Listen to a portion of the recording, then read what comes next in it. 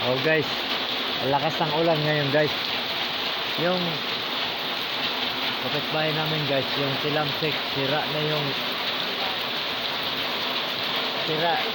Oh, sira yung alulod.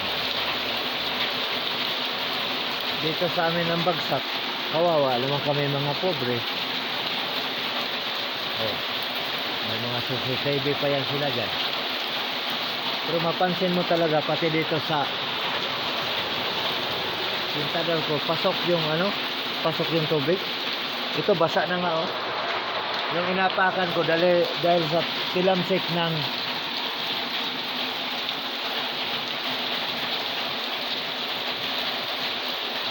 oh.